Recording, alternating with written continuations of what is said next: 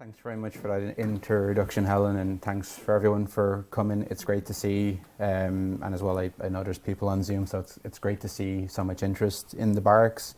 For me, this is sort of a culmination of more than a decade worth of research. So I think it's very important with the centenary of the burning of the barracks next month that sort of it gets somewhat proper recognition for being such an important part of the county's history. Like it extends beyond Birr as a sort of a source of employment. Despite I'm not from Birr, my mum is, that's sort of where my interest would come from. Sort of early years wandering around the town and Crinkill and sort of hearing about there been this barracks and then discovering the military cemetery, and yeah, from there it's turned into probably an unhealthy obsession, but yeah, hopefully anyway what I go through this evening will be of interest. I'll point out as well, just as we go along, some of the pictures. I do hope to have an article about this in the next Offaly History Journal. So just to give images context, because you'll see images of the barracks and you'll be like, oh, that's nice, there's soldiers there, what's going on, when was it, what are they doing? So just for the title one, this picture was taken in 1890, and the men there are probably a regiment, and the regiment is the Orcs and Lancs. Some of them would have been veterans of Sudan, the Reconquest, or no, not the Reconquest, the initial campaign in Sudan. And then you have there, the pointer works, probably a bandsman, and then you have one of the officers there probably doing stand to, like taking name call, and then you obviously have the various blocks. Obviously from that you're thinking, wow, it's impressive, but you haven't seen anything yet with some of the images I have. So the next one, I apologise if there's anyone on Zoom or here from Crinkill. I'm going to stir a bit of controversy. You're probably noting it, I'm calling it Birr Barracks. Anything I've written, I try and refer to it as Birr Barracks. You'll probably hear it all the time being called Crinkill Barracks, or Crinkill spelt with K-L-E. And it's just a sort of a pet peeve of mine that it's Birr Barracks. And just to add insult to injury, if a quick search of historic newspapers, so if you search Crinkill, K-L-I-L-L, there's one hit, and that's for several hundred years of newspapers. You spell Crinkill with L-E, 247 articles, dyslexia for you. If you search Birr Barracks, 3,156. Yeah. And the next slide. Oh, that's a mistake. So, contemporary gravestone of Holster, his wife died in Birr Barracks. And then contemporary plans, Birr or Parsonstown Barracks again. So like the official name is, from what I gather, is Birr Barracks. People referred it to like informally as Crinkill Barracks, but if you look at it, the barracks was built to garrison Birr. Like Birr was the strategic location. It'd be equivalent to looking at Dublin Airport and seeing that it's near Swords and calling it Swords Airport. You know, who knows? Maybe I'll start a trend. But yeah, it's just a pet peeve of mine, the name. Like, I'm not going to go mad if people call it Crinkill Barracks, but like the military would refer to it as that. All the plans, most of the contemporary documents refer to it as Birr Barracks. So the talk layout will be, it's going to be a bit weird. I'm going to go through the various buildings in the barracks. We'll be sort of going back and forth through time. This is the sort of most logical way I had to sort of explain the history of it. We'll cover the 14 acres afterwards, which is the training grounds, and it's sort of just as equally important. Something which I've only done recent research on, and sort of, well, co-wrote a chapter of John Feehan's last book on Cologne Bog, covers the rifle range, and that's an important part of sort of soldier life and musketry. So it'll be interesting just to take a look at what facilities they had for that. We'll take a look at the depots. You'll all be familiar with the Leinster Regiment, and that the Leinster Regiment had their depot there, but that was in 1881. The barracks was built in construction finished in 1812. So who was there in the intermittent years? It's sort of important to give those other regiments that had depots there justice and not sort of be like, oh, the Leinster Regiment were always there, which is sort of, I think it does a bit of a disservice to the other soldiers that called it home. And then we'll look at sort of the sort of catchy, sexy name, destruction, which sort of should be more like decline, handover, and then destruction, in the sort of like, the decline of the barracks, which actually began in the 1900s, late 1800s, and then the handover to the Free State Army, and then the split within the IRA, and then its destruction, which the centenary of is next month. And then a little bit about legacy, what do we have today that sort of reminds us of the barracks, what's sort of left that we can see that, obviously the barracks isn't there itself, but what's left behind. So I'll go on to Birr Barracks. Obviously this is not Birr Barracks. And I just should say I have notes because there's so many dates and things to remember. So if you see me looking down, I can't remember everything. So this is not Birr Barracks. This is where Connaught Barracks was. And so the whole thing with having a barracks in Birr, there's always been a garrison of some sort there. At the start of the 19th century, the British were sort of fearful of a French invasion, internal insurrection. So there was sort of a program of fortification began, and that sort of culminated with the construction of Martello Towers along the River Shannon, which is a natural defence when you consider the British expected the French to land in Connaught in Galway. So you have this sort of natural barrier. So they built Martello Towers there. Martello Towers were also built around the coast, and as well, like, I suppose you need to have a garrison ready to defend these places, like the crossing points. So Connaught Barracks, from what I gather, was only ever meant to be a temporary barracks, but you can just see the scale of it from that field. And again, this probably could have housed maybe 500,000 men. It was only ever meant to be temporary, presumably until Birr was constructed. It would have been wooden in the 6-inch maps from 1830s. Its down has been disused, so obviously, Birr replaced this sort of temporary barracks, which is interesting, and it just shows you the amount of space you need to house a sizable population of soldiers potentially ready to repel an invading army. The next one. Birr is a plantation town, for anyone that doesn't know. There's always been a military presence here. If we look at this headstone, this is in St. Brendan's old graveyard, where Helen mentioned about the book Heart and Soul. But if we just look at that, it's to, I don't know why I'm pointing to the screen when I have it in front of me as well. Mary Tully, who was the wife of a sergeant in, you want to say the South Mayo Militia? Yeah, South Mayo Militia.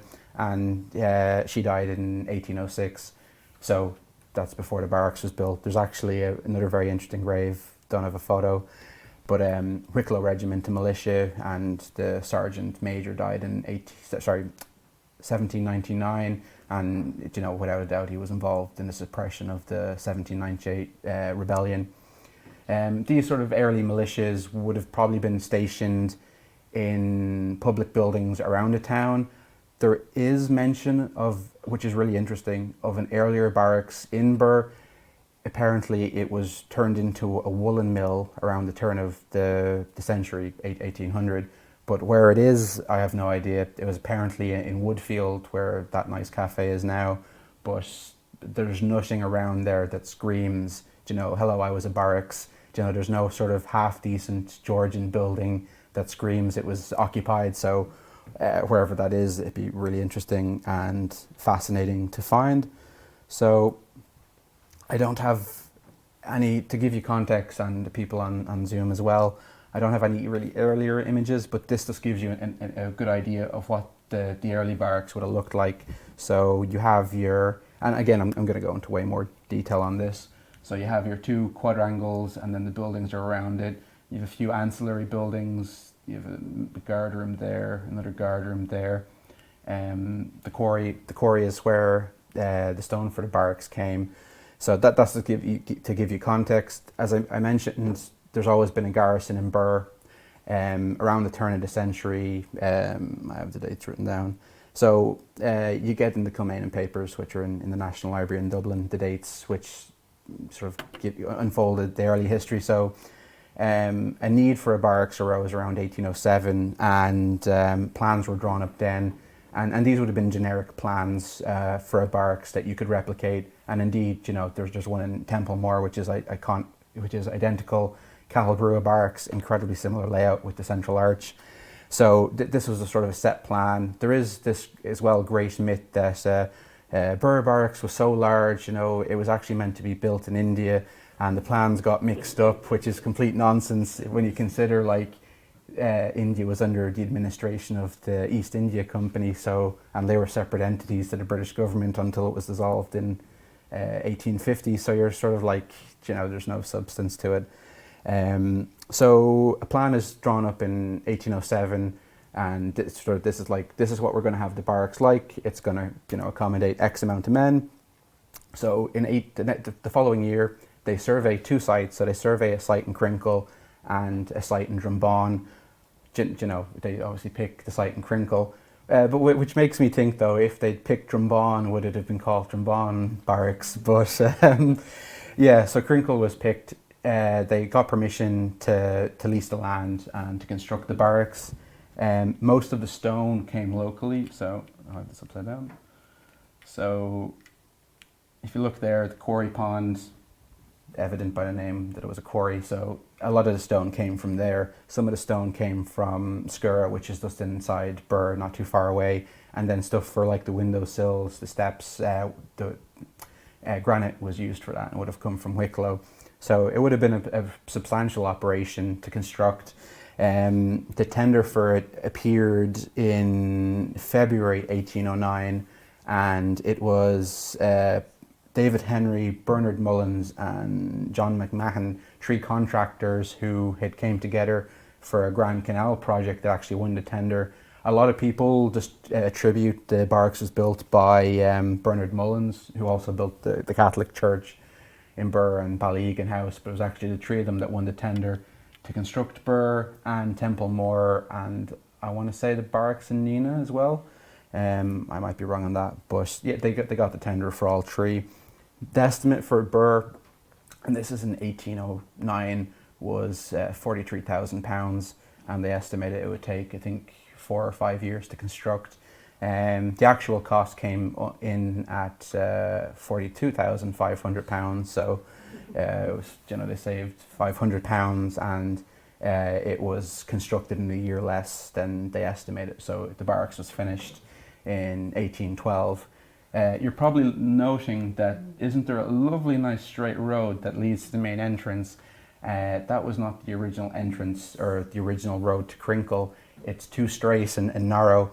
I don't have, actually it is there, that sort of, I want to call it a skittery, not a really nice road. That is the original road into Crinkill, which again, this maps from the 1830s, so the barracks has been there a few years. The town has seen a huge increase in population. Around this time the barracks could accommodate 1,200 men, 100 men could fit in the hospital, and then there might be something like 20 officers could have their horses there. And then during a time of war, those numbers could be doubled. So you could have, 2,400 people based there at any one time in an emergency, though I don't think the numbers would have got that far. So huge complex, as I said, built around two sort of quadrangles.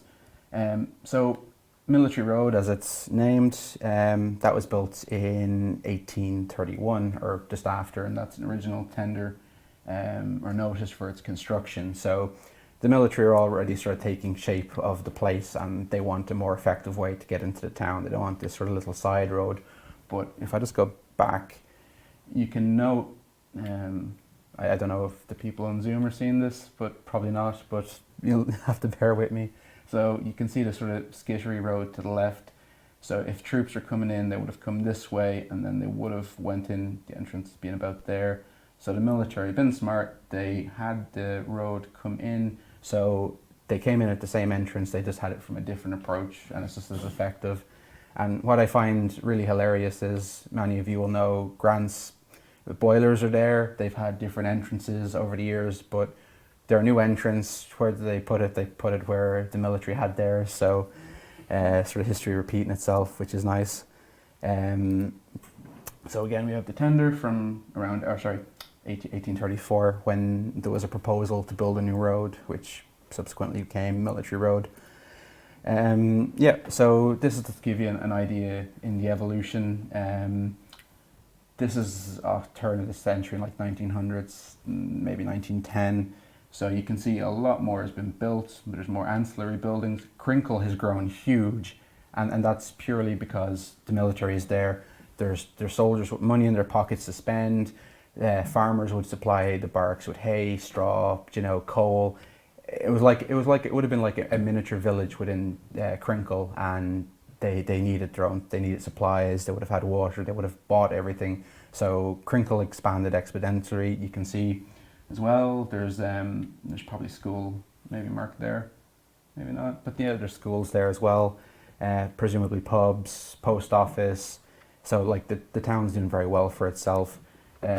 Just interesting as well, there's a gasworks, which I'll get onto in more detail.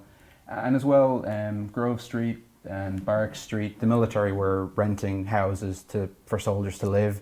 There are married quarters, which are, again, sorry for the people on Zoom, probably have no idea what I'm pointing at. But there's married quarters there. But the heavily influenced, and you can just see how much it's developed. I'm going to, these are just some nice pictures. They get better. So this is the militia. This is around, they're wearing Slade Wallace pattern webbing, so it would date it to 1881 to about 1903. And these are like just the local, as I said, militia. So these are everyday people that have their regular jobs. They could be a bootmaker, a horse carriage driver, whatever, baker. And 2 weeks every year they'd be soldiers. The early militia in Ireland didn't have a good reputation, and for the best part, the militia in Birr, which would become the 3rd Battalion Leinster Regiment, were well behaved. I'm probably going off topic, but there was one instance which was referred to in the local papers as the Birr Raid, where 6 drunken Leinster Regiment soldiers, all militiamen, came into the town, and I think they were refused entrance to the Ormond Club, so they robbed and rolled up a big mat, and then proceeded to smash windows around the town and steal tobacco. 3 of them were caught and 3 of them escaped, but sort of colourful history. So anyway, that's the militia, the sort of like the FCA of today, or the reserves. And these are just the sort of common views. As I said, we'll get onto something a bit more interesting. Another view of, and again, it's probably militia, but probably a bit later, and the barracks. You're sort of getting an idea of the sense of the scale, but like it's not going to prepare you for the next image. So I'd love to end on, and this is how the barracks looked when it was burnt, but I can't talk about as much of the buildings without showing you that. So we're sort of going to be going back and forth through history. So this is the barracks in 1940, after it was burnt, but it is enormous when you look at the size of the 2 squares and the main block. So like you'll never see a space in Birr that big again. So what we're going to do now is I'm going to point out the various buildings just to give you an idea of where they are, and then I have sort of pictures of some of them, and then I can explain what they were used for and maybe how that use developed over time.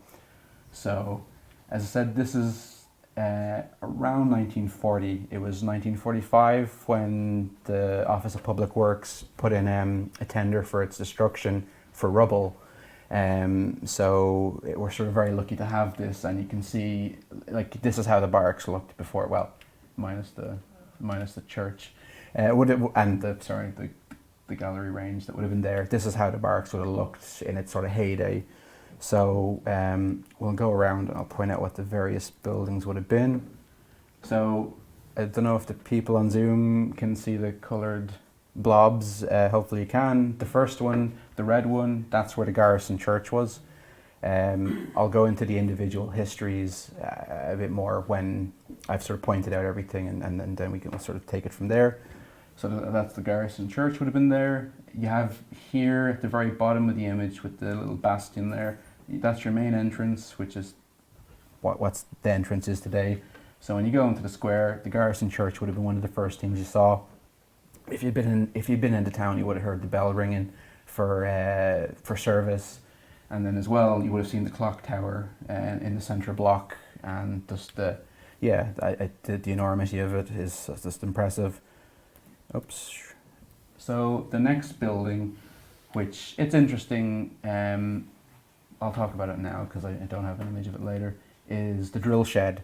This would have been built around the 1880s, 1890s, and it was mainly used like for concerts. So around Christmas, maybe the children in the garrison would have had like, they'd have put on a concert. They would have, a young Henry Farmer, who was sort of a world-renowned museologist, would have had his early concerts here, playing the fiddle for, the sergeants, whoever, maybe notable people from the town, and like where they'd have various things on. So, and obviously they probably would have used it for drills. Next you have, oh sorry, I'm pressing the wrong keys. Next you have this little building here, and it's mirrored on the opposite side, that there'll be sort of one there and then maybe one there. So that's the, and for people on Zoom, the new blue blob on the screen, that is the officer stables and coal stores. So officers would have had horses, that they built accommodation for the horses. Like, why not? It wasn't a cavalry barracks, or never used for cavalry, but they could still house a certain amount. And I'm pressing the wrong button. That's the canteen. So if, a hard day of soldiering, you've got paid, maybe you want to go and have a beer, you'd go to the canteen. I'll explain a little bit more about that in the further slides. So that would have been an important building for all the soldiers for food. And I keep pressing the wrong button. Oh yeah, we have this little fella here. So you'll note these, and these are probably one of the most sort of iconic features that survive today, are the bastions. So these are important, and I'll get onto those later. What I do skip, and I'll just mention it now, I will skip some of the buildings, but I'll mention them while we can see them, is this little thing here, and that's the latrine. They actually had they upgraded them. They had sort of not as good quality ones, and they demolished those at the start of 1900s, and then they had these sort of purpose latrines around. So there's one there, there should be one up there, and then there's one somewhere up at the other end of the square. And they replaced sort of, sort of not as nice latrines. Here we have, this is the hospital. So the barracks had its own hospital, and then within the hospital there was a morgue, essentially like a dead house. And this is sort of important because in connection, and again I'll go into it in a bit more detail a little later on, in connection with the church was built in construction finished in May 1853. A cemetery opened, which was the topic of my book. So the cemetery and church go hand in hand, and then the morgue in the hospital is sort of where you'd they wouldn't have had funerals in the churches. The corpse essentially would go from the dead house to the cemetery, and then they'd have the funeral there. So and this could hold about 100 patients. And what's really interesting is on the 1901 Irish census, all the patients are listed on it in the hospital, and the reason for them being in the hospital. You can go into the records and you can get like the sort of yearly administrations and what the main causes are, but that's a talk in itself for another day. Next building is, the married quarters. So again, I have a picture of this later, so I can go into a bit more detail. Next to the married quarters, and these are just sort of here little ancillary buildings like little stores and sheds. There was even a fire engine shed. This is a ball alley, so if soldiers had time, they could engage in ball sports and what have you. Then beside that is the Garrison prison and magazine. So what would, initially I was a bit confused, but it makes sense. You have a place where you're keeping people where you don't want to escape. So in the same area, why not keep all your gunpowder and sort of explosives so nice and secure. The top floor had about 8 cells, and I'd imagine below there was a similar number, so maybe 16 prisoners, and these would be military prisoners, maybe people that had deserted or other offences or whatever. The next building is this little guy up here, which is the commandant's quarters. So the commanding officer of the barracks, he had his own separate quarters. And then I'm probably jumping the gun. And the area here, these are all gardens. So the area just in front would have been the commanding officer's gardens. Then there would have been officers' gardens. And then outside the boundary wall, sort of with the rest of the riffraff, would have been the regular soldiers, the depot soldiers. The other ranks had little patches. So I think the depot staff with the Leinsters had 8 companies. So there were 8 little plots of land where they could grow their own vegetables or do whatever. All right, so the next building we have, and there's another one at the bottom which you can't really see, is the main guards. So you have 2 guard houses to protect the main entrances. I'll explain this one now because I don't really cover it later. So you'll note I mentioned about the bastion. So these protected all the entrances. There's one there. There should be one somewhere there. There's one there. There's one up on this entrance. There's 4 entrances, but there isn't one here. And I was sort of pondering, why isn't there one there? Because there's an entrance gate. But I think towards the 1880s, 1890s, they demolished the bastion and they constructed a miniature, like 50-yard gallery range for the Morris tube range, which was basically you'd have your full caliber 4.50 Martini Henry. You'd put a conversion into the barrel, and that would down caliber it to like 22, and you basically have like a little plinking range for practice. And this guardhouse here, because this entrance is no longer being used, was turned into a room for musketry instruction. As well, during the First World War, they would have used the gallery range for revolver practice. It saves you going out to the range to, that was designed for full caliber rifles to be using like revolver rounds or 22. So it was only this one, the other one remained a guardhouse. Oh yeah, and then not last, but the main block. So this is the soldiers' block. This is where all the other ranks would have been stationed. Initially, in the early days, you'd get maybe about 1,000 men, and then maybe some in the auxiliary buildings, but they would be housed there. The buildings coming off the side, which I haven't highlighted, officers, like stuff like that, they had their own quarters. But the main building was that, and then the most iconic part is the sort of the archway and the clock tower, which I'll mention in a bit. So, yeah, you might see NLI on some of these images, which I've blatantly stolen from the National Library.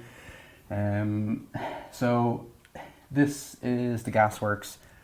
I obviously the picture before was absolutely fantastic, but I'd love to go back in time and get them to photograph the other bit, or even go back further and see the barracks myself. But alas, so this is the gasworks. Gasworks were initially proposed around 1862, and the idea was they'd convert coal into coal gas and then store it in a gasometer, and then they'd pump it in via subterranean pipes, and that would light the entire barracks with gas lights as opposed to candles. So like the quality would improve.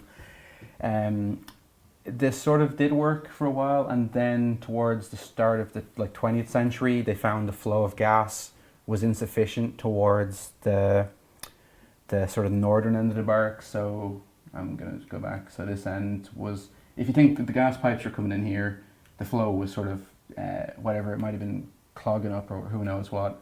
They were finding it insufficient there, so they actually built in new pipes. And the really crazy thing was, when we were doing the excavation of the mock trenches in 2018, we found one of those gas pipes. The reason I know it was one of the later gas pipes is because, of course, it's not on the plan of the gas pipes from the 1880s, so you can put 2 and 2 together and guess that was to alleviate the sort of flow. So Yeah, that's the gasworks. That's where it was produced. There was actually a manager and a family would have lived there, and you'd have like the gasworks manager, and this is where I go to my notes to get the dates. So in some date in 1892, the manager and his family were asleep and they were woken by a smell, and they were like, oh, there's a gas leak. Let's go and find it. Of course, the best way to find a gas leak is with a lit flame. So the young son found the leak, of course, and the gasworks exploded and the house exploded with the roof coming off. No one was killed, but at least they found the leak.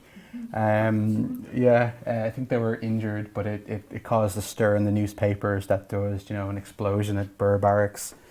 But very important, and it's just showing you that the barracks is sort of self-sufficient, it's self-sustaining. Because we're pointed in that general direction, but it's not seen. A lot of these things might not be seen because they don't have images. The quarry pond that all that great stone came from to build the barracks, that would flood, and they would pump water out of it into the barracks to be used for whatever, for washing, drinking. The supply actually became a bit inefficient, so there's all this discussion with the town council of Birr to get a more adequate supply of water. But this is the sort of stuff that turns this talk into a 10-part series, which I won't be covering that sort of stuff. The next building is the Garrison Church, and this is the Garrison Church. I have another picture of a Garrison Church, but you can see it's a substantial building.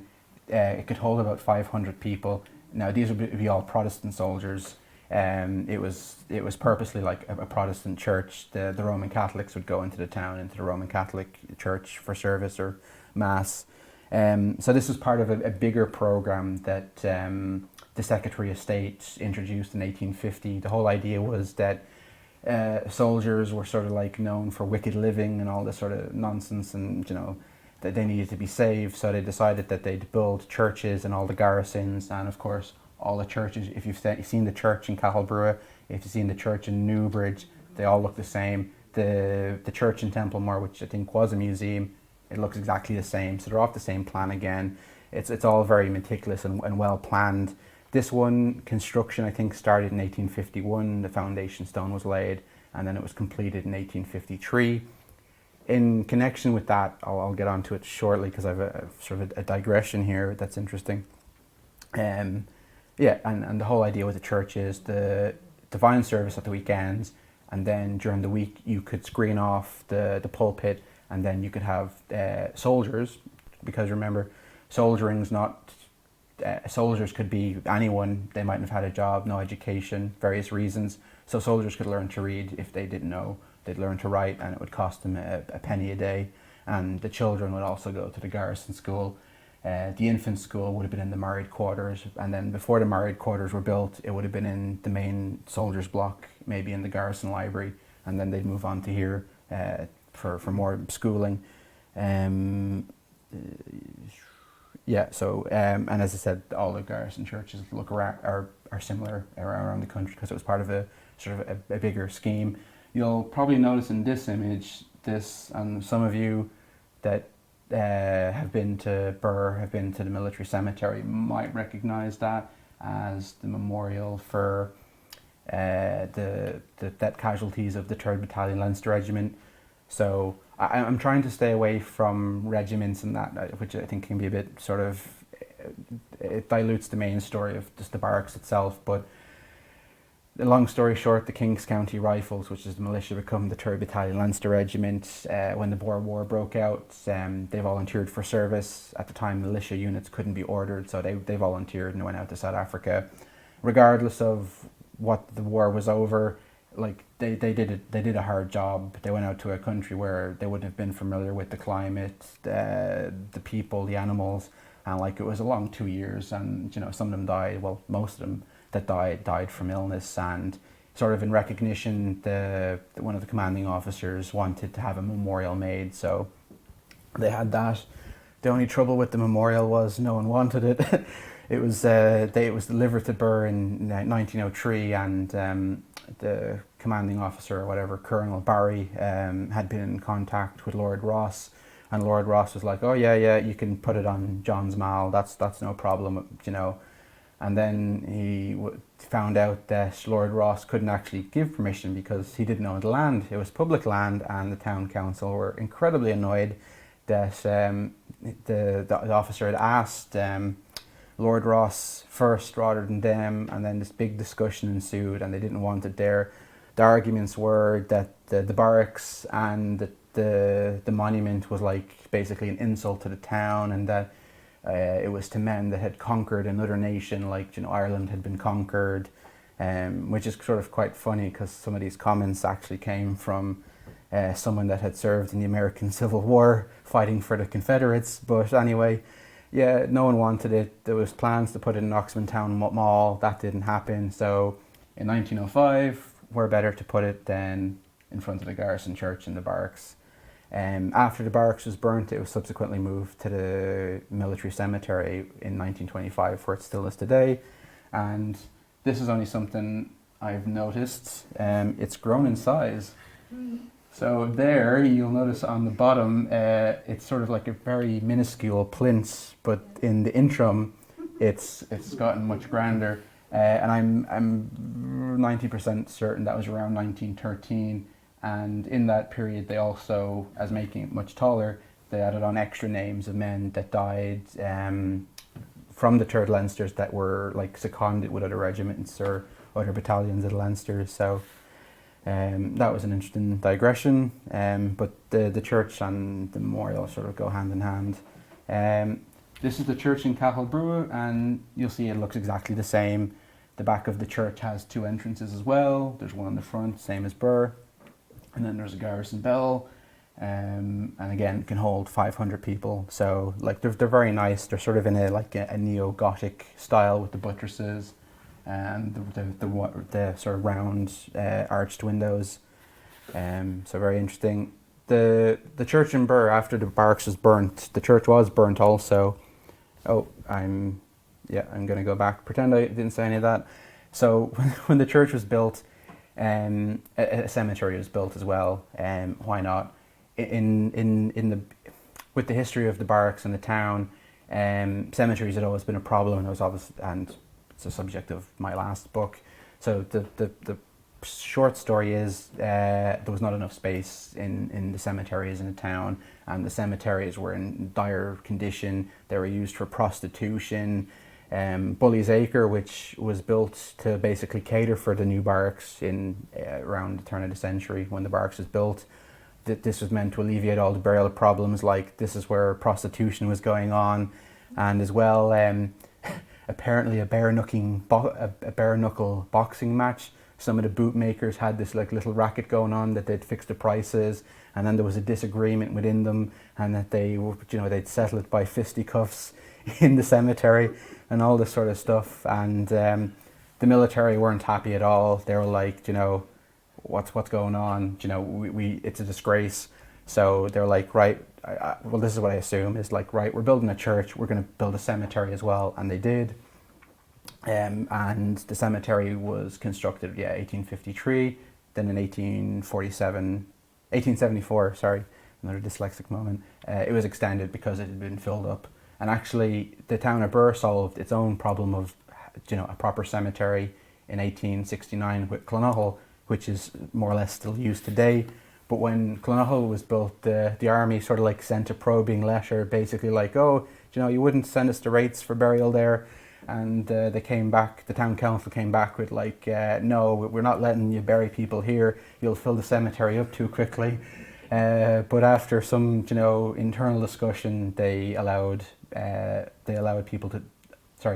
military to be buried there, but it's mainly officers, sort of people that could afford it, that are on it's a classic Victorian cemetery. It's classed. It's based on how much money you have, what your position in society is. So, all the officers' wives or the officers that died, they're up on the Protestant section, overlooking everyone else, like in the most expensive plots. So that's a sort of an interesting a side note.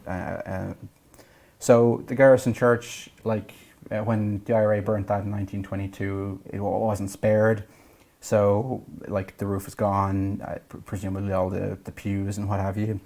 So you have this building of stone, and this is going into destruction a little bit. So you have this fine building of nice cut stone, and what's a good idea? We'll sell it. So it was advertised by the Commission of Public Works to be demolished and taken away, basically the person who bought it at their own expense. So the monks in Mount St. Joseph were like, oh yeah, we need stone. We're building a spire. So you can see that's the spire at Mount St. Joseph. So the monks bought the Garrison church and they took it apart and they used it to build, I think, maybe that part of this, or maybe that part of the spire. What's interesting with the spire is no new stone was quarried to make it. It was all like reused from various buildings that had been demolished. You'll note there, that's actually the Garrison church bell. So that's the bell that would have summoned soldiers to service. If you'd been in Birr any time when the barracks was actually active, you would have heard it, you would have been familiar with it. Obviously, the monks bought the church, they bought the bell. At the time, they were building they were founding a new abbey in Nunra in Scotland, and they were like, oh yeah, that'll be perfect, we'll send it there. It went to Scotland, and they're like, oh, we already have some bells, so what's better, we'll send it to Australia. So it's out in an abbey in Australia I'm going to butcher this name, Tarawara or something like that. But it's sitting out there unused, and it actually has it's pretty cool. It has the foundry mark. I think it was Murphy of Dublin, 1852 or 3. So it's just an interesting how a building was used for other purposes.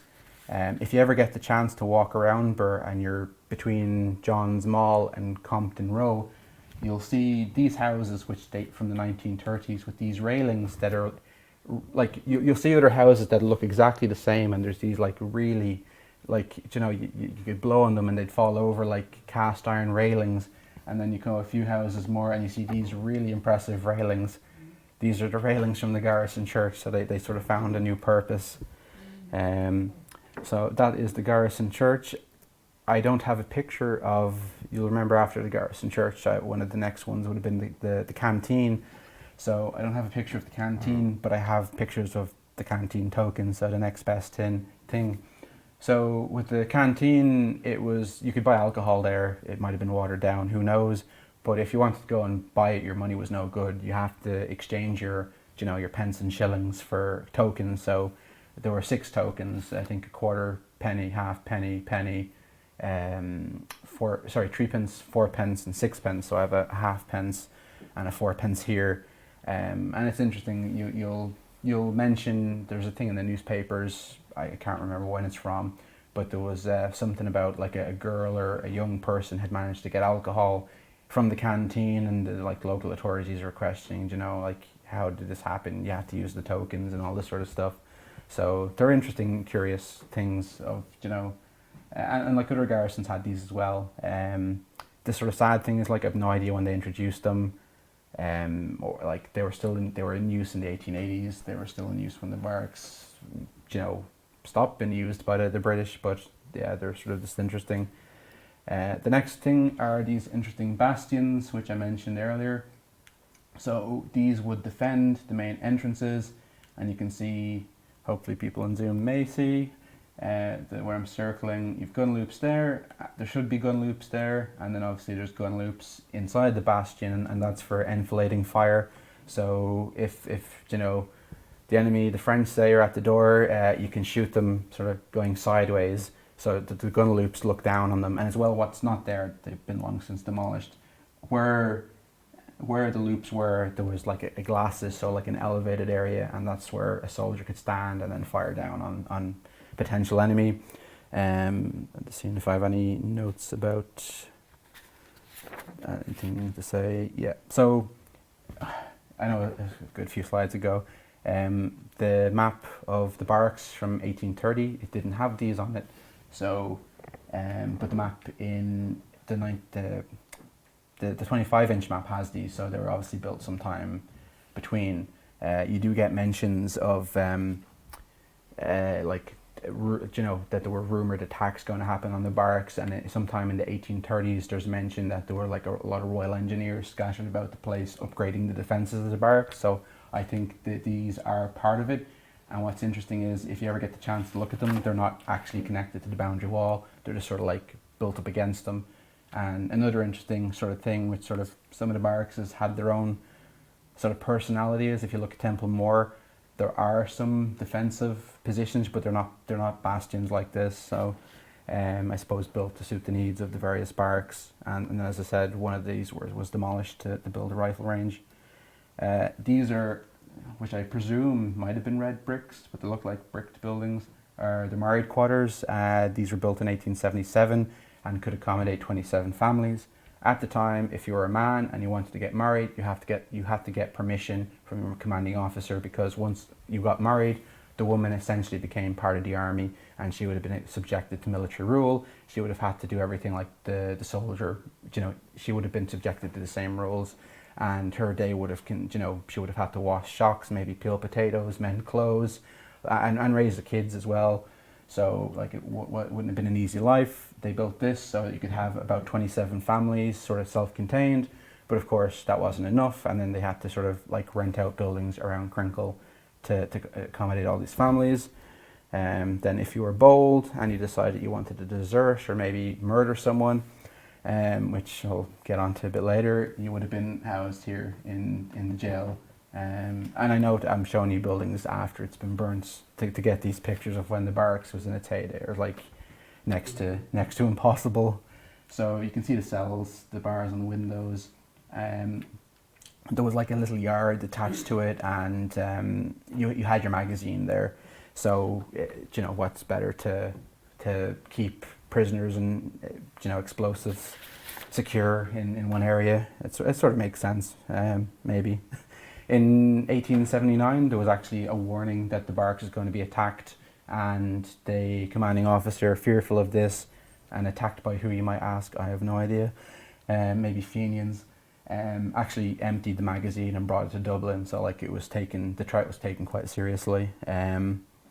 So yeah, and 8 cells on each floor of the prison. It's 2 stories, and then you'd have like a provost's, sort of like a house or quarters within as well. Another important building, and Lisa in the audience will recognise I've stolen this from Offaly's Histories collection without asking, and for Lisa's benefit, I think it's a burnt out house, but this is actually the commandant's quarters. So if you're commanding officer of the barracks, this is where you would have stationed. There's like little yards and stuff behind it, and stores, and then you had your gardens as well. So it's sort of like the person running the show has his own quarters. The next one, this is the main guard. So this would have protected the main entrance. This is where the soldiers and officers would have been housed. There's actually a little prison there too, and like it's like as well, like there would have been flagstones and stuff. Like it's a really nice building. Yeah, just to give you a brief rundown of that.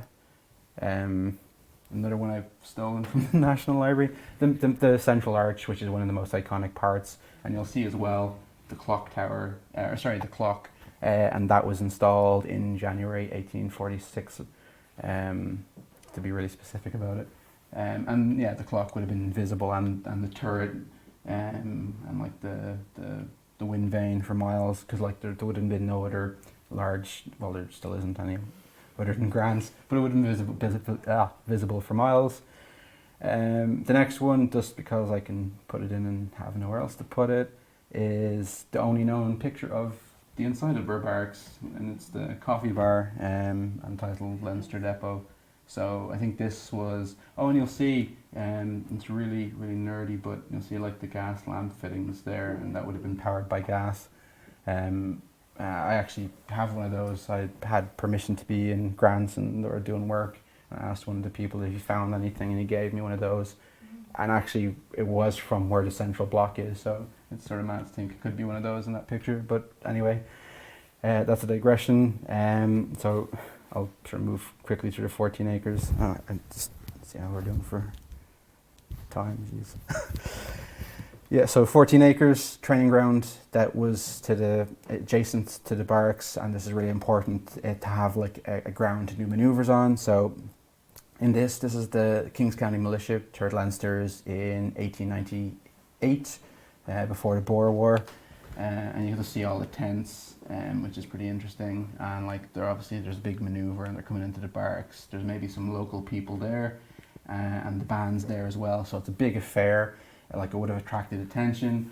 What you can't see in this, and you'll have to use your imaginations and believe me, this is the original image, but it is sort of cropped there to that side and that side. And I'd say it was purely done for the photographer, but in these sort of white stones is Ichting, which is the Leinster Regiment's motto. They spelt it out.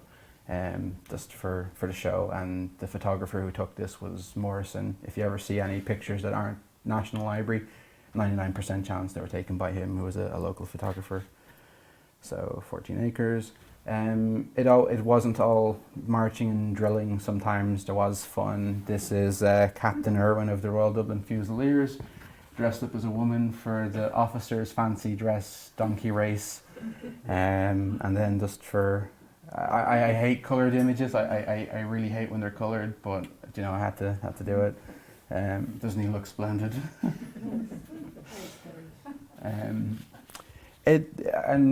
So you have your drills and your various marching and stuff like that. Some practice of musketry, early initial practice, not live fire, on the 14 acres in. I have to get the date.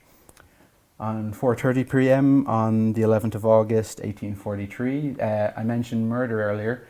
A murder did take place on the drill field. A private, George Dewby, fed up with the monotony of drilling in full like kit, and it'd been really warm because it was August, decided he couldn't take any more of it, so asked to be excused. He went to the quarry pond and loaded his musket with actual like live ammunition, and came back and shot his adjutant dead. And then for the trouble, he was tried. He would have been maybe held in the Garrison prison, which we saw earlier, and then he was tried in civil court and found guilty of murder and sentenced to death by hanging for his trouble. He did repent a bit, and there's some interesting letters he wrote saying that basically to his regiment, saying don't do what I do, you know, try and be good and all that sort of stuff, which I've mentioned earlier as well. So those sort of hummocks and bumps are actually mock trenches from the First World War. So like around all of the country, Birr did not escape from training trenches, so we excavated these with the help of the Irish Archaeological Field School and Offaly, the Heritage Office of Offaly County Council, to excavate this. And then you can see on the screen one of the crenulations. So what we found were that there were 2 linear trenches, I think going north-south, and they were semi-realistic. They were about quarter scale of an actual size trench, and they had details such as firing platforms, which were facing away from the barracks, so they would have been defending it. So the Germans would have been coming from the Roscrea Road.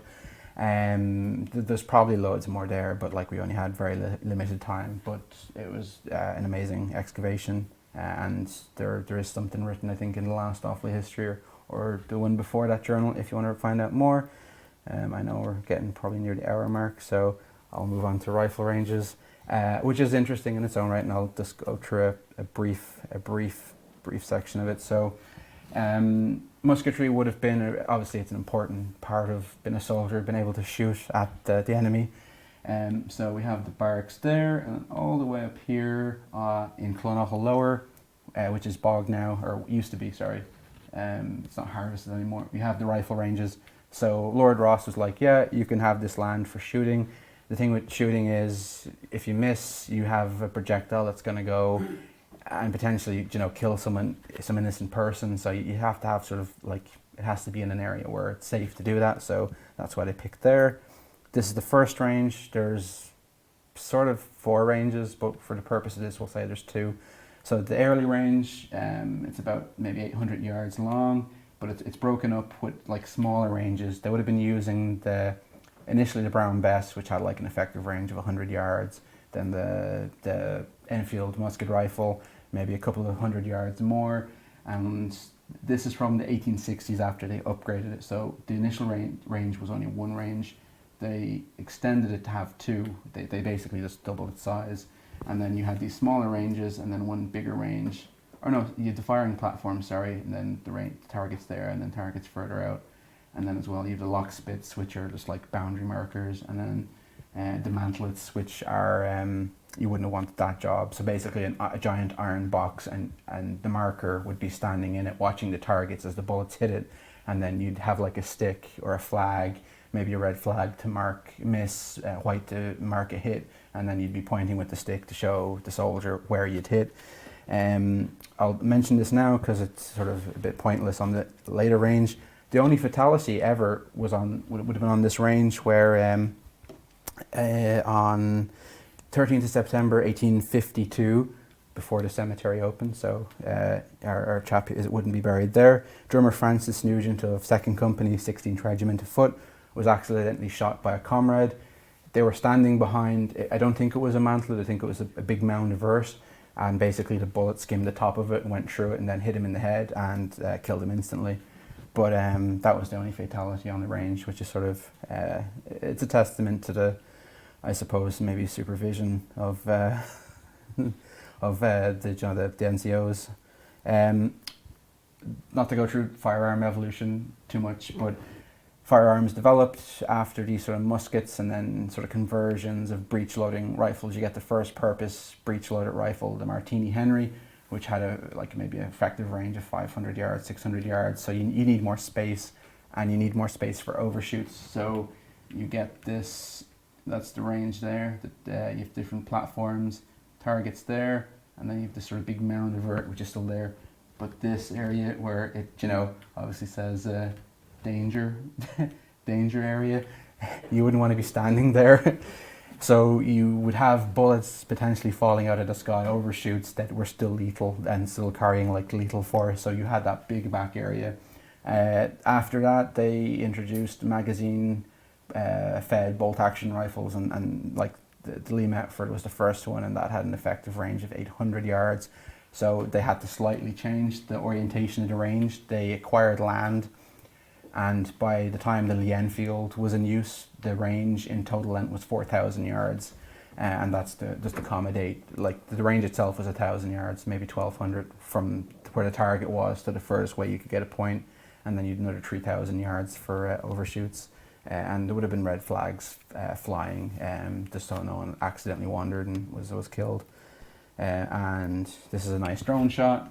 That's that one there is what remains of the earlier range, and this big area there that's now a sort of a failed plantation forest is the sort of, we'll call it the new range. And then you have like a big mound of earth there that's still there, that's the backstop. And when it was being harvested, you'd find like thousands of lead bullets everywhere, but not so much anymore. So musketry was very important, as I said.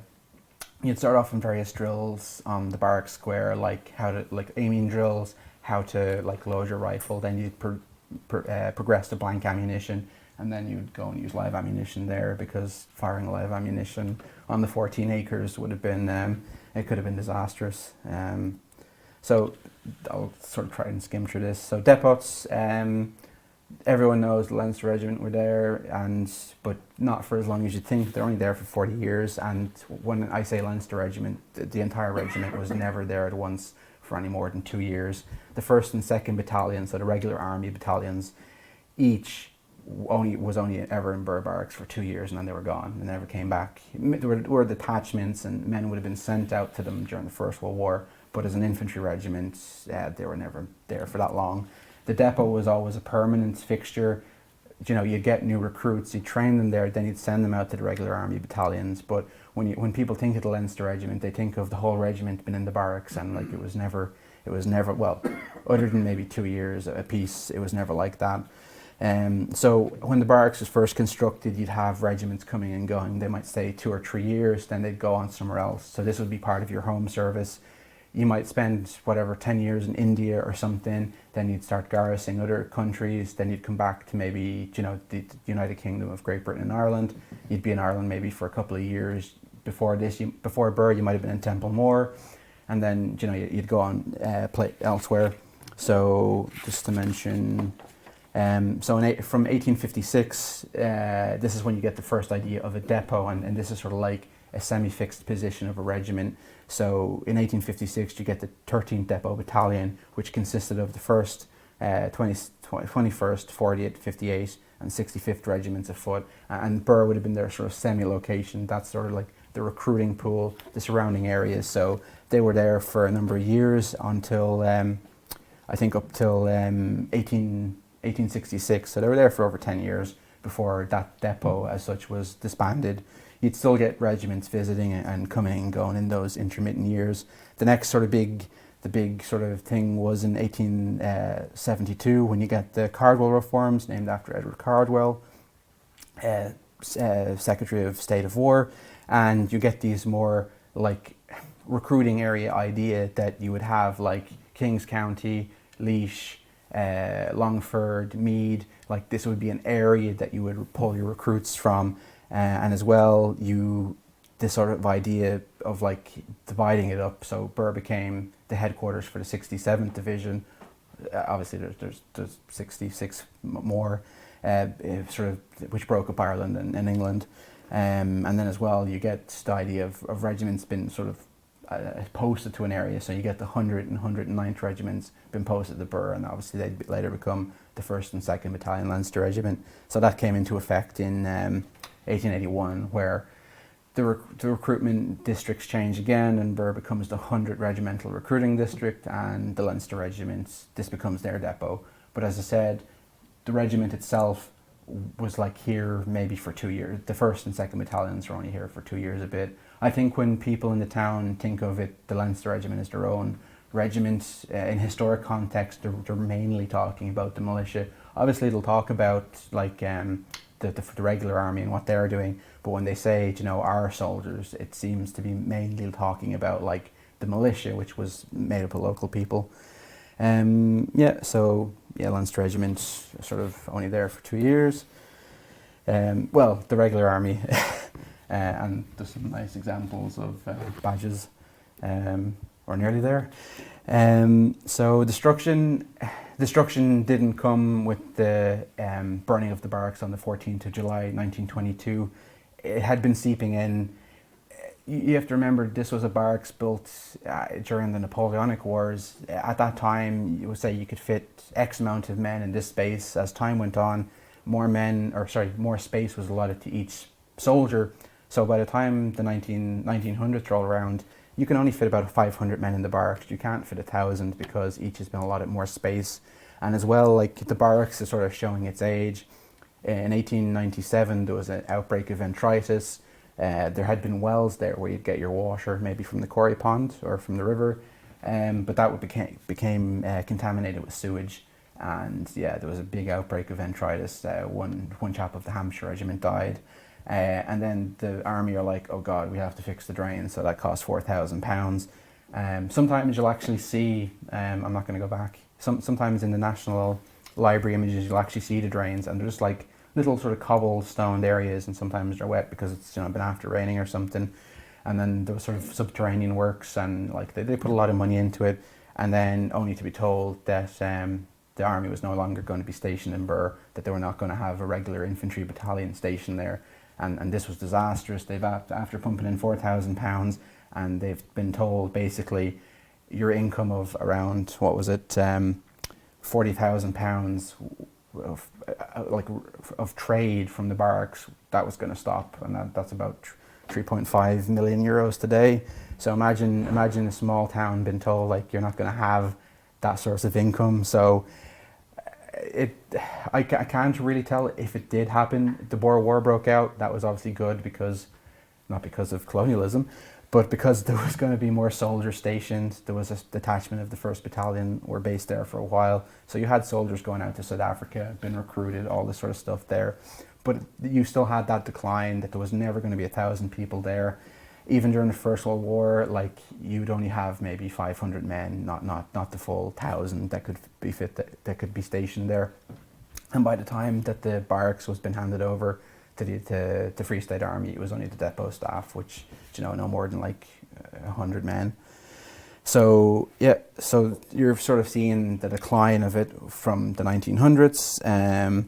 So Anglo-Irish Treaty, this is going to be really a breeze. Anglo-Irish Treaty, basically the evacuation of the British Army from Ireland, and Ireland would provide its own army to defend itself. So the depot staff at the Leinster Regiment, the remaining soldiers there, left on the 2nd of February 1922. There's this great myth as well, which now's the time to counter it, that when the Leinster Regiment left the barracks for the last time, they took all the silverware, and that's the silverware that's in Canada and in the National Army Museum, and that's a complete myth. The depot staff would have taken the awards day one, but the regular army, the silverware was always with them. It was never in the barracks. So if you see the silverware in Canada, the Leinster Regiment silver, that was never in Birr. Maybe it was for those 2 years that the 1st Battalion were in Birr, but the regiment would have carried it with them. They would have taken the regimental and silver, and there would have been like an officer in charge of that. So any silver that was taken was just the depot staff's. So depot staff, when they were evacuating, I think there was 4 officers, 8 women. 4 officers, 64 men, 8 children, 2 women, and 2 carts of baggage. They went on to the Northwall Quay via Holyhead and then on to Colchester to meet up with the 2nd Battalion, and that's where they stayed until disbandment, which was 100 years ago yesterday. So you had the Leinster Regiment left then, that's sort of the connection ends then. There was meant to be a big government auction the next day, 7,000 lots, and for a long time I thought this went ahead, but from what I can tell it actually didn't. The new Irish government basically said, hang on a second, we could use those boots, supplies and all that sort of good stuff you have. So they stopped the auction and they kept it for the Free State Army, which would have been the 3rd Southern Brigade, IRA. They took over. They were handed the barracks from the last to leave of the British Army in Birr, which was the Northamptonshire Regiment. Then they handed over the barracks on the 6th of February. And it gets very little mention in the paper. It's more of like a passing comment that when the British Army walked out, the IRA marked in. I think there was no love lost about handing it over. It was just sort of like it was done. And then they left Ireland. So you get, and to be fair, I haven't researched this. There's other people that have done fantastic work on the movements of the IRA and who was here, who wasn't. There is some controversy over people, but the short and the sweet of it is, pro-treaty, anti-treaty, the split in the army, the pro-treaty side leave, and then you're left with the anti-treaty IRA. And sort of in fear of the barracks, I'll skip this. That's the depot staff, probably one company, and it's just the sentiment summed up in the little sign they have, and it says, "Old Erin's sons without any guns will sail back in the foggy dew, the Leinsters." So that's their sort of sentiment of how they feel about leaving Birr and probably disbandment, which is looming. Army Order 78, reduction of establishment, comes into effect and in March, and that means basically for the 5 historic and the Sad Irish Horse, 5 historic Southern Irish regiments are going to be disbanded. But bigger things, so that was a century ago yesterday, but bigger things were going in Birr. That's the IRA, not many of them, but yeah, they took over. It was going to be used as a training depot, Anyway, anti-treaty IRA decide that, so to stop it from being reoccupied, it is a strategic location, it's an important space, they were going to burn it, so they doused the whole thing in petrol on the night of the 14th of July, 9th of the 13th, and the fire started on the 14th of July, and just set the whole thing ablaze. And again, thanks Lisa for letting me steal this. So this is October 1922, and like the whole barracks was gutted. Which is really interesting is the papers they don't really describe it too much. Some first-hand accounts describe that like the sky was ablaze, like you would have seen it for miles. Like the fire burned into the night, and this famous the turret clock, which was put in 1843. You can't see there, but it stops at 3:30 in the morning. That's when the fire reaches it and the clock stops ticking for the last time. The barracks, it's still structurally there. Here's another image of it burnt out. But it never gets rebuilt. There's talk in 1923 that the national troops in Birr, which are being quartered, I think they were quartered in the workhouse and then later Birr Castle, they have nowhere to go. So they're like, oh, shall we rebuild Birr Barracks? And they're like, nah, let's not. And then during the emergency, it's like, oh, we could rebuild the barracks and have soldiers there. Like, will we do it? No. And then around when the war ends, it's like, we have this big pile of stone, let's sell it for rubble. So basically, the buildings are subsequently knocked. The main block is knocked down first, then the auxiliary blocks. And then I think in 1986, the iconic Garrison, like the clock tower, is blown up with a gelignite. And then it's sort of, the rubble sold, and you'll occasionally see in all sorts of places around the county really nice granite steps, like, take 3 people to lift, and you're like, oh, I wonder if that came from Birr, and it probably did. So I don't have a picture. In hindsight, it might have been good. We obviously know Grants is there. The wall, parts of the wall are still surviving. But what else do we have to see? And I'll just finish up with this for like food for thought. So in places of worship, so if we go into St. Brendan's, the Church of Ireland Church, you'll see memorials to some of the officers that died, like Adrian Patrick Woods, who died in 1907 just from sickness, or the really interesting memorial there to Kirkpatrick, Clonard Keating, and Corporal Gale, who all died with seconded from the Leinsters, but were serving in Africa with colonial units. This would have been put up around the time that the 2nd Battalion were stationed there. And then I suppose, I know I've said to you that I suppose Birr Barracks will always be the spiritual home for the Leinsters, no matter the history before it. It's sort of, they were the last to occupy it continuously. Like, as I said, the depot staff would have always been there, regardless of if there was a full infantry regiment or not. And I suppose one of the main legacies, and I'm not going to talk about modern ones. I know there is the memorial that was put up in 2015 by the Leinster Regiment Association, but none of them were there at the time. I'm talking about legacies that were contemporary. So the last one would be this, which is the window in St. Brendan's Church that commemorates all the ranks of the regiment that was unveiled by the Alexander of Tunis in 1964. Some of you may or may not have seen the British Pate footage, and I just put it there because why not? That's the standard in the video, which I was fortunate enough to get to have in my possession for a week, and then I had to give it back. If you watch the footage, you'll see that in black and white. So, like, the window is sort of, it was done by the regiment itself. As I said, the Birr is a spiritual home. They could have put the window in, Colchester or Windsor, where disbandment took place, but like they picked Birr, and I suppose Birr is the home of the Leinsters, and it's what it's known for. Not the fact that Birr was always the home of the Leinsters, but I suppose it's what people think of. And as well, I don't have a slide of it, but the cemetery, if you spend any time, like Connaught, there's 7,000 people buried there. Several hundred of them are British Army pensioners. All you have to do is look at the names and the regiments, and I suppose that is a reminder that the town is very much a garrison town, regardless of the fact of how much of the barracks is left. And on that somber note, I will finish up and hopefully haven't gone too much over an hour.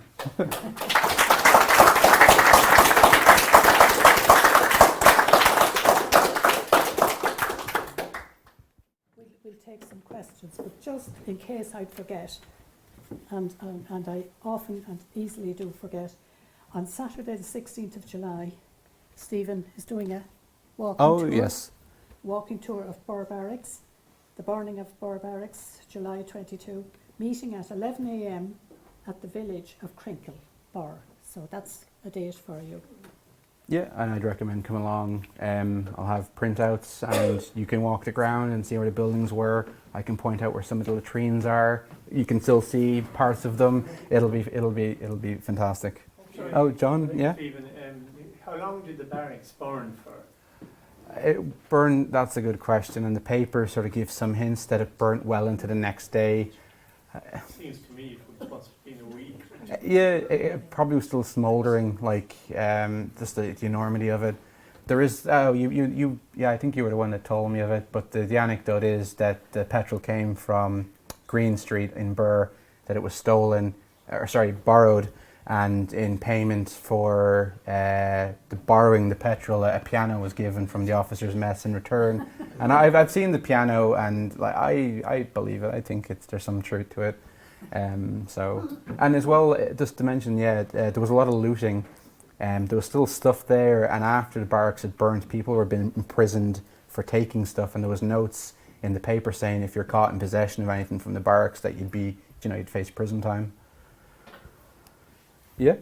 Just, you said there wasn't much in relation to the handover of the barracks. I think there was a practice when barracks had been handed over that the flagpoles were cut down so that the tricolour couldn't be hoisted over the withdrawing troops. Now, I think Birr Island is the only handover where it wasn't cut down, but that was later because it was a treaty fort. Is there anything about that practice? I've heard that before, and I've also heard from someone that when the British would be leaving a barracks, they would fire 2 volleys over it. There's no mention of that. As far as I'm aware, I don't know if there actually was a flagpole within the barracks itself. In the 14 acres there was, and you'll see occasionally it'll be either the camp flag for the Leinster Regiment or the Union Jack.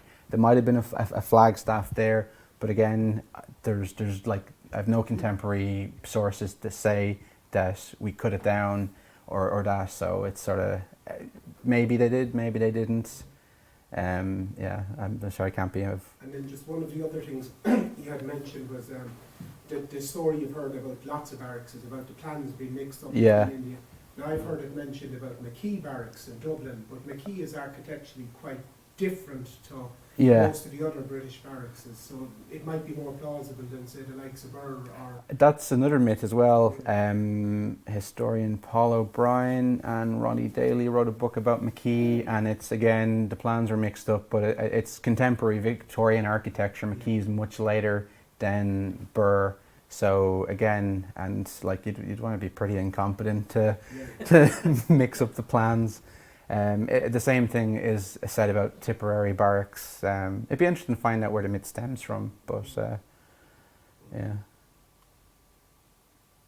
Yeah, they say the same about one in Belfast and an RIC barracks in Galway. That it's it was very common myth. It'd probably be better just to get a list of barracks that weren't, that where the plans weren't mixed up.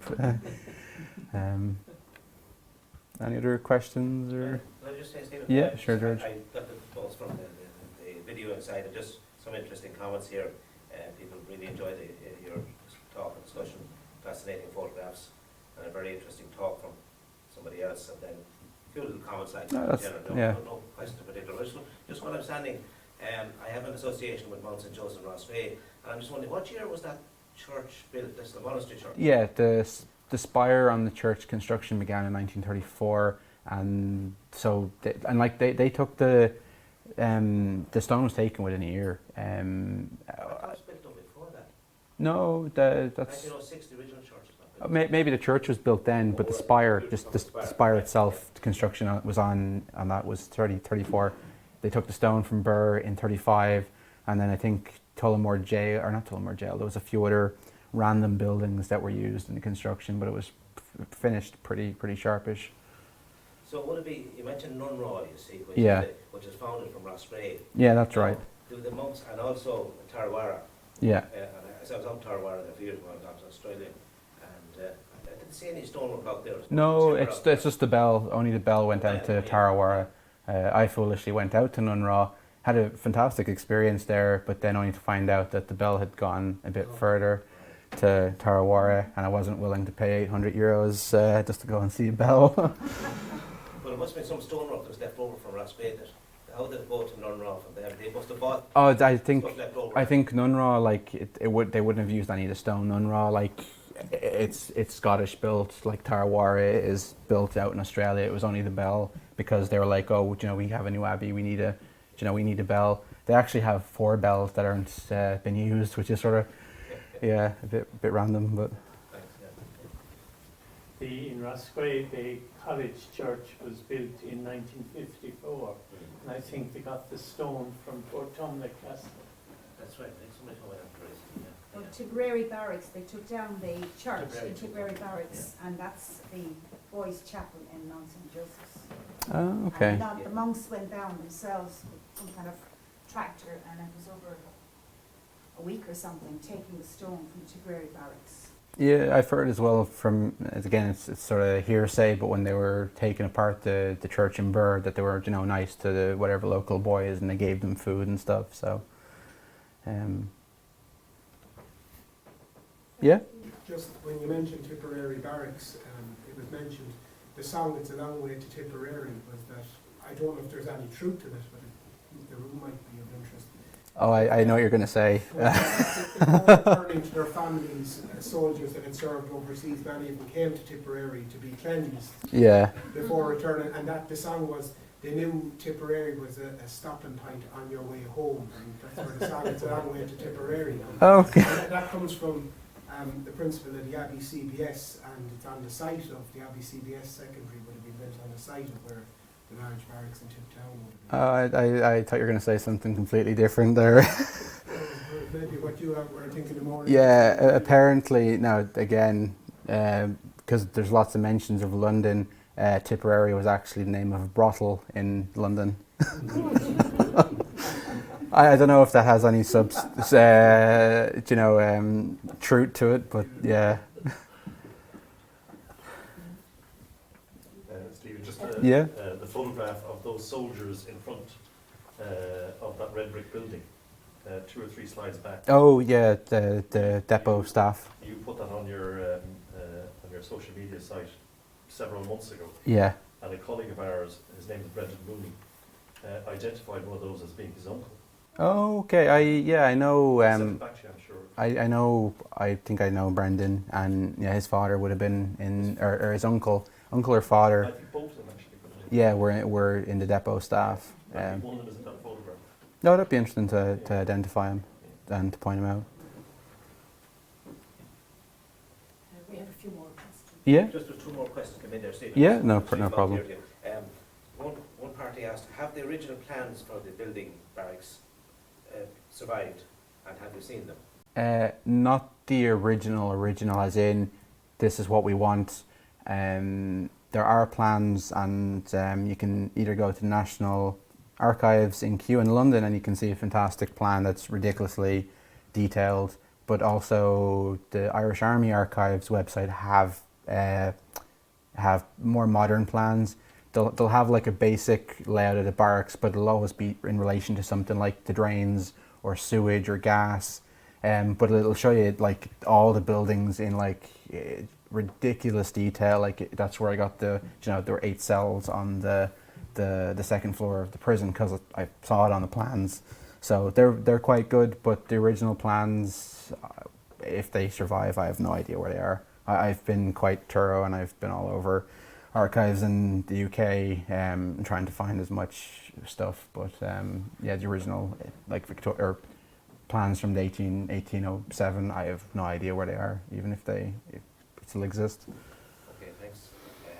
We're still at 9, so thanks, Anne. Just one final question. Did the rifle range get used for Maxim Viders machine guns training? Do you know that? Oh yeah, if it was used for machine guns, not that I'm aware. There's no contemporary accounts of machine guns being used there. I know at Dolly, and like I've just mentioned, the rifle range was, I don't want to say renowned, but it was well known. Like troops would come from different barracks. They'd come from the Curry even, which is a bit counterintuitive because there were ranges there. But like troops from all over the adjacent area would come to Birr because the range was really well laid out. In regarding just the machine guns, I have never come across a contemporary source mentioning them being used. I know at Dollymount Strand there was a machine gun range there, but as to where else, I haven't seen anything in relation to them in Birr. Yeah. Sure, Just a comment on a question. Sure. Well done on a great talk. Amazing building. And amazing fact too that came in under budget Yeah, and before time. yeah. Maybe there's a few pointers there to be learned by architects and planners and stuff. And the question is, Tipperary, Tiptown Barracks was mentioned there, and it was a huge barracks and met the same sort of fate. How would it compare in size, or? I think Tip would have been bigger. Now, I'm going to say outright, this is not the definitive answer. This is my sort of an educated answer. I would imagine like Tipperary Barracks, parts of it are more modern, as in like late 1800s. And I presume if it's bigger, they'd want to accommodate, still an infantry regiment, but it might be down to regulations of space, because that's sort of what sort of messed up Birr is, these pesky soldiers wanting more space and that. So when you get less soldiers being accommodated, you have to build more, bigger barracks to accommodate the same amount. That might be one reason why Tipperary is big. Now, again, I could be wrong. I know there is if you Google Tipperary Barracks, there is a book, I can't remember who wrote it, but it's like a brief history of it, and that might explain a bit more regarding it. Would they have rooms to themselves or big dormitories? It would have been maybe dormitories of I've seen plans on some of the barracks, is like maybe 16 men in one, and they'd have like their little like iron bunk bed and all their like accoutrements there, and like you'd either be there or out drilling, or if you had whatever time off for the weekend, about town in the pubs or elsewhere. Another question has come from Yeah. Zoom. Did the commander's building also contain offices? It looks very substantial. Yeah, and the officers' buildings, like, these were fully kitted out. What would happen, I gathered from my understanding, is when a new regiment would move in, the new officers would have their own space, like a lot of space, and rather than maybe bring all this furniture that they've either bought locally, they just sell it all in an auction, and you'd get these subscriptions like grandfather clocks, writing desks, like very luxurious items that the ordinary soldier wouldn't have. And it's just like, I can just sell this and buy it again rather than bring it with me. So yeah, they would have had a lot of space, and I suppose like offices maybe for administration. Yeah, they administered the depot here, and if they have in Kew the like army books, basically like pay, and they're all stamped Birr, so they were there at one point, and it's like incredibly tedious like information. It's like 5 soldiers went to Tullamore, it cost this much. 10 soldiers went to Rossgrey, it cost this much. This is how far the distance was. Like sort of stuff you'd really have no interest in, because there's just pages of it. But yeah, they were fairly meticulous, and obviously would have had the people administrating that. That's all the questions. Did you have a question, Aidan? Yeah, sorry, very thorough as always. Congratulations. I'm going to throw a curveball, sorry, and just wondering, as regards sports, Stephen. Yeah.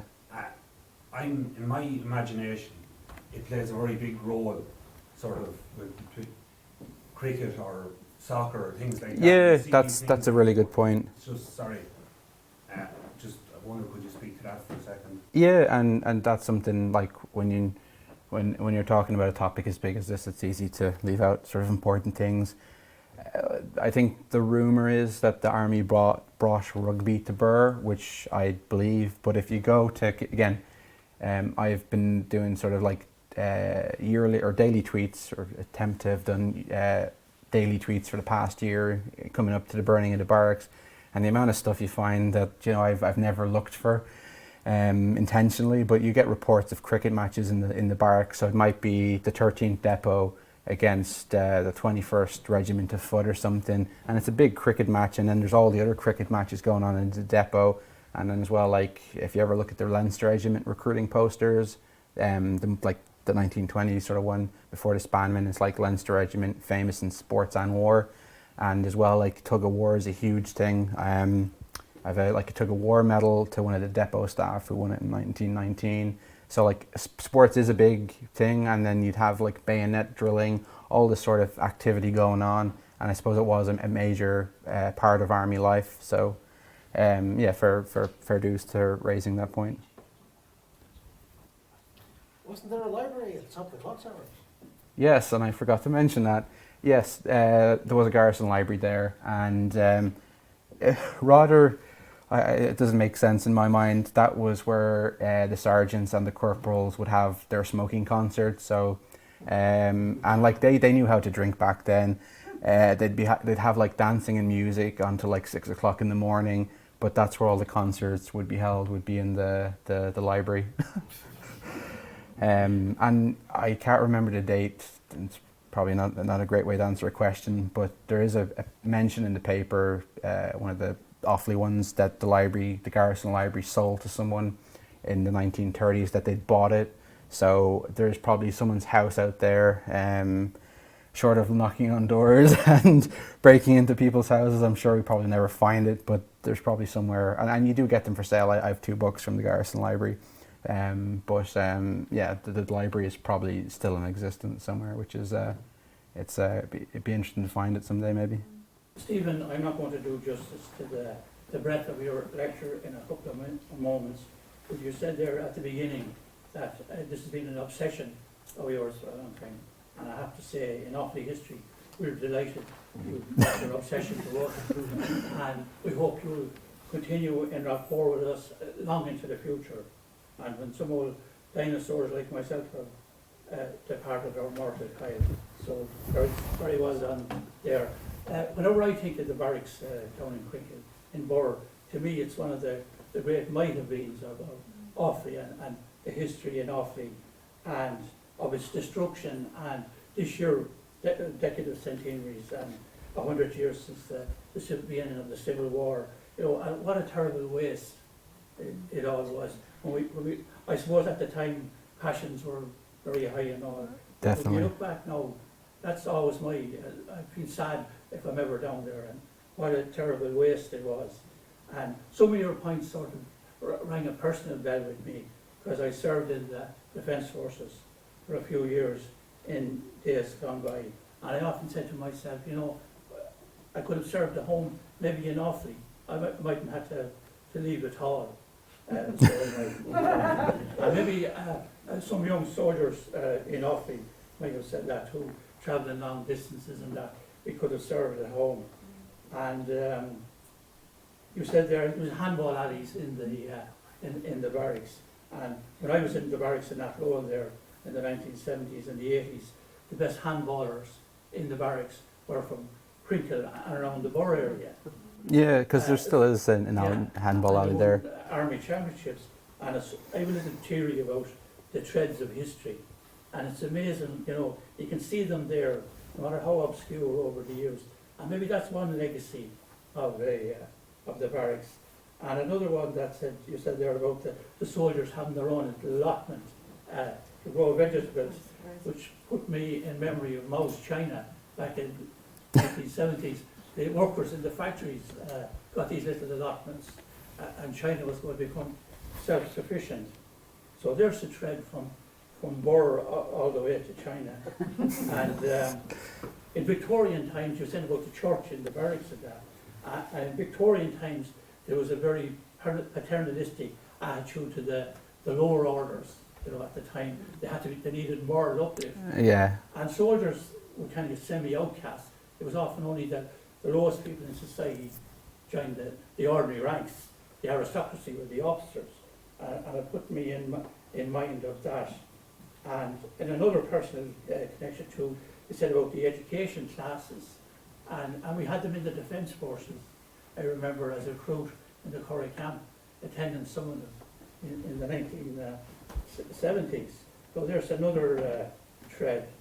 And the marriage permission, you had to apply to your commanding officer. Though somebody said in olden times, if a soldier couldn't get accommodation in the surrounding areas, he had to bring his wife into the barrack area. So that might have been a problem. But it had passed on by my time. And the Leinster Regiment, and what was the Prince of Wales's connection? He was the commander-in-chief of the regiment. Basically, it comes from the old 100 Regiment of Foot, the Prince of Wales, and then it's sort of passed on to the Leinster Regiment when they formed in 1881. And yeah, it was, I think, Edward VIII who was the commander-in-chief and presented them with their medals for the First World War in Colchester in 1920.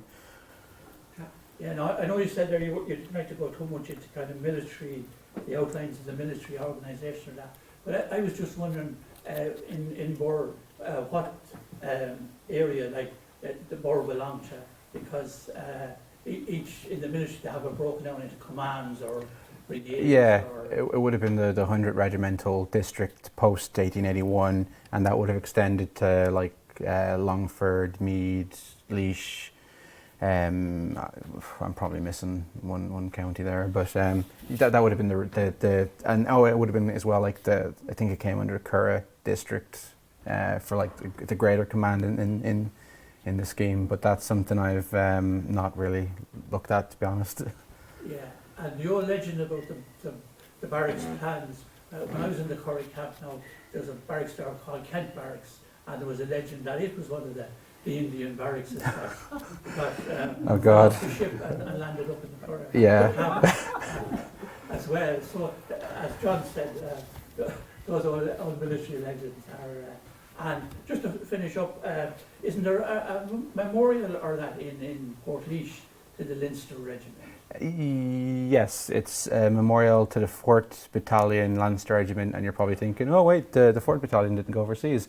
But I think it's men that had served in the 4th Battalion Militia and then subsequently, that joined in Portlaoise and went through the militia, Special Reserve as it would have been then, and then transferred on to the regular army because, how can, they didn't serve overseas. So, yeah, and when you look at the record of the men, it's 1st, 2nd, 6th or 7th Battalions, so. Well, once again, just thank you, Stephen, for the most excellent lecture. I've been enraptured there. No. Thanks very much, Pat.